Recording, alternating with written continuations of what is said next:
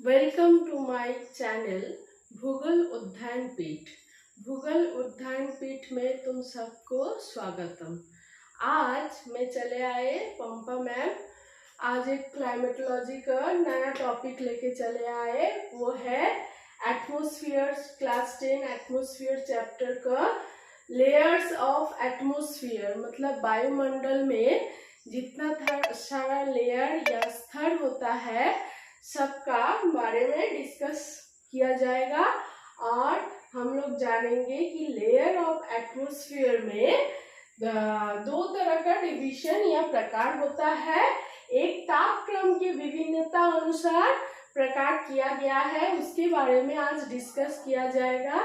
और दूसरा क्या है, उपादान की विभिन्नता के अनुसार उसको दो भागों में बांटा गया है। एक है सममंडल या होमोस्फीयर, दूसरा है विषममंडल या हेटेरोस्फीयर। सममंडल क्या है, नाम से ही पता चल रहा है कि जिस मंडल या जिस स्फीयर पे क्या होता है, गैसों का रासायनिक जो संगठन है वो एक जैसा होता है और गैसों का जो अनुपात भी होता है वो भी सेम अनुपात में रहता है। और विषममंडल में सब गैसों का अनुपात, विभिन्न गैसों का जो अनुपात होता है वो अलग अलग होता है और उसमें क्या, सब गैसों का जो रासायनिक संगठन होता है वो सब अलग अलग होता है।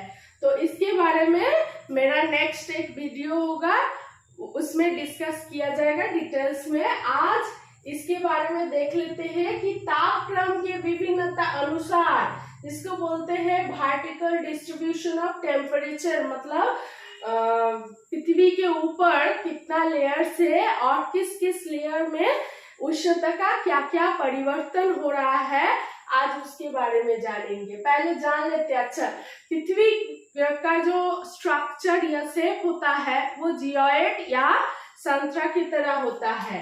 इसी के कारण पृथ्वी में जितना सारा अंचल होता है, जैसे कि भूमध्य रेखीय अंचल, फिर मेरु अंचल, अलग अलग अंचल में अलग अलग डिस्टेंस में ये लेयर्स दिखाई देता है। जैसे भूमध्य रेखीय अंचल में ये जो ट्रोपोस्फियर होता है या क्षोभ मंडल, ये इसका जो ये उच्चता होता है या हाइट होता है ये 16 to 18 किलोमीटर तक जाता है, लेकिन मेरु अंचल में इसका हाइट थोड़ा कम होता है, 9 से लेकर 8-9 किलोमीटर तक हो सकता है। अच्छा, इसके बारे में आप देख लेते हैं। ये सपोज मान लो पृथ्वी होता है, तो पृथ्वी के ऊपर का एक लेयर होता है, ये लेयर का दूरी 18 किलोमीटर तक, 18 किलोमीटर तक, 0 से लेकर 18 किलोमीटर तक इस लेयर को क्या कहते हैं, ट्रोपोस्फियर। देखो मेरु अंचल में इसका दूरी क्या होता है, कम होता है, और भूमध्य रेखीय अंचल में ये ज्यादा होता है। ये देख लो। नेक्स्ट क्या, इसमें ट्रोपोस्फियर में क्या होता है, विभिन्न तरह का धूलकण, जलीय वाष्प अधिक होता है, इसीलिए जो बारिश होता है, तूफान होता है, फिर कुआसा, धुआंसा, जो जितना सारा प्रक्रिया होता है क्लाइमेटोलॉजी का, वो इसी अंचल में दिखाई देता है। जितना सारा बादल बनता है, मैक्सिमम बादल इसी लेयर में दिखाई देता है। तो इस लेयर को इसीलिए क्षोभ मंडल भी कहते हैं। ठीक है, ज्यादातर डिस्टरबेंस यहाँ पर ही होता है, इसीलिए इसको क्षोभ मंडल कहते हैं। आप देखते हैं कि टेम्परेचर या उष्णता क्या होता है। उष्णता देखो 20 से लेकर 30 डिग्री के आसपास होता है, 30 डिग्री सेल्सियस के आसपास होता है। तो वो टेम्परेचर धीरे धीरे क्या हो रहा है, माइनस, यहाँ पे 0 डिग्री सेल्सियस है, यहाँ प्लस में है, यहाँ माइनस में है, तो ये घट रहा है, मतलब कमते जा रहा है। प्रति 1 किलोमीटर जाने से टेम्परेचर क्या होता है, चेंजेस होता है, 6.4 डिग्री सेल्सियस टेम्परेचर चेंज होता है। तो देखो यहाँ पर जितना ऊपर जा रहा है उतना क्या टेम्परेचर कमते कमते -80 डिग्री के आसपास चला गया है। तो इस लेयर पे जितना ऊपर जाओगे, इसीलिए पहाड़ी इलाकाओं में जितना ऊंचाई में जाओगे उतना टेम्परेचर कम होता है और प्रेशर या वायु दबाव क्या होता है, अधिक होता है। नेक्स्ट देखो यहाँ पे ट्रोपोस्फियर और स्ट्रेटोस्फियर के बीच में एक क्या लेयर होता है या एक बाउंड्री होता है, इसको कहते हैं ट्रोपोपॉज। ट्रोपोपॉज इन दोनों लेयर को डिवाइड किया है, इसमें कोई भी टेम्परेचर का चेंजेस नहीं होता है। नेक्स्ट देखो इसके ऊपर का जो स्फीयर है वो 18 से लेकर 50 किलोमीटर तक जाता है। उस पूरा स्फीयर को क्या कहते हैं, स्ट्रेटोस्फियर या शांत मंडल भी कहते हैं या समताप मंडल भी कहते हैं। इसमें क्या होता है, इसमें टेम्परेचर क्या हो रहा है, बढ़ रहा है।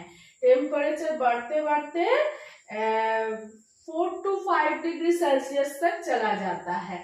और ये मंडल में क्या होता है, इस मंडल में कोई धूलकण, जलीय वाष्प ये सब नहीं होता है, इसीलिए ये स्फीयर शांत रहता है। इसमें कोई बारिश, तूफान ये सब नहीं होता है और इसीलिए शांत होने की वजह से ये लेयर में जेट स्ट्रीम और जेट स्ट्रीम मेनली ट्रोपोपॉज में जाता है और ये लेयर में एरोप्लेन, हेलीकॉप्टर ये सब विमान चलते हैं।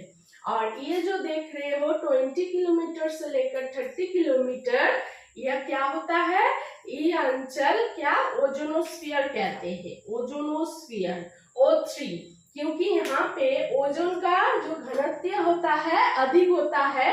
ये ओजोन लेयर बहुत ही महत्वपूर्ण है क्योंकि यहाँ से ऊपर से आने वाले अल्ट्रावायलेट रे या अति वेगनी रश्मि क्या ये शोषित कर लेते हैं, जो हमारे लिए हानिकारक होता है।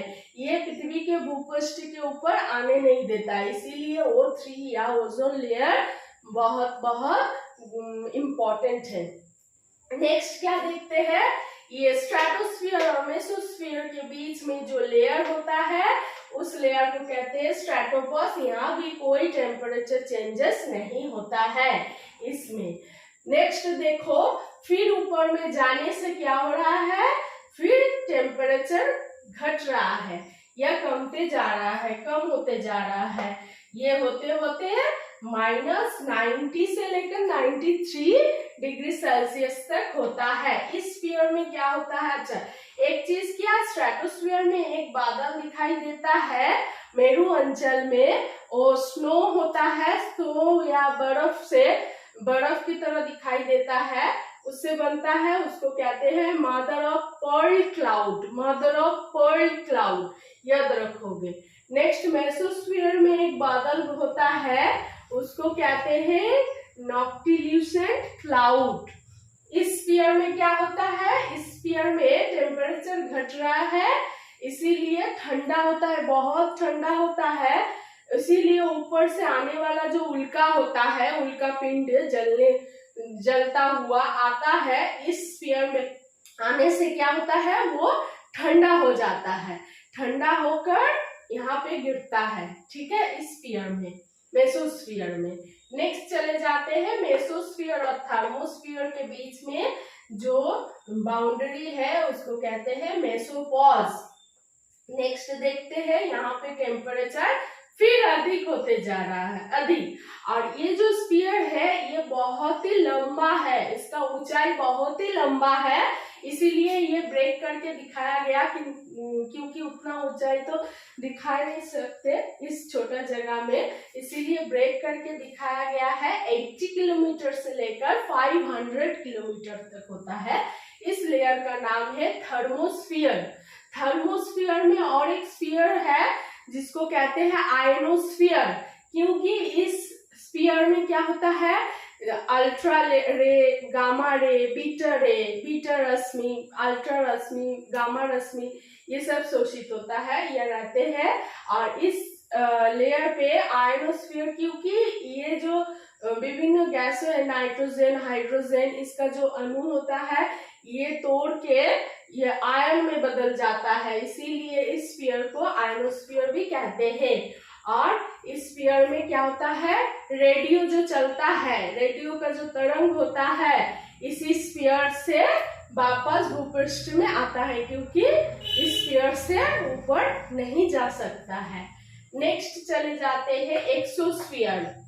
इसके ऊपर का जो लेयर है वो है क्या, एक्सोस्फीयर। वो 500 से लेकर 750 किलोमीटर तक है। और उसके ऊपर का एक लेयर है वो है मैग्नेटोस्फीयर, ठीक है। और मैग्नेटोस्फीयर में वैन अलेन दिखाई देता है। तो ये हो गया क्या, temperature distribution, vertical distribution of temperature. विभिन्न लेयर में, विभिन्न स्तरों में पृथ्वी के ऊपर जो वायुमंडल का स्तर है उसके बारे में डिस्कस किया गया है, और उसका टेम्परेचर क्या होता है, उसके टेम्परेचर चेंजेस के बारे में बताया गया है। आज का क्लास में यही सब दिखाया गया। अगर तुम लोगों को ये क्लास अच्छा लगे तो लाइक, शेयर और सब्सक्राइब जरूर करना। नेक्स्ट क्लास में नेक्स्ट वीडियो लेके आएंगे, ठीक है। Thank you.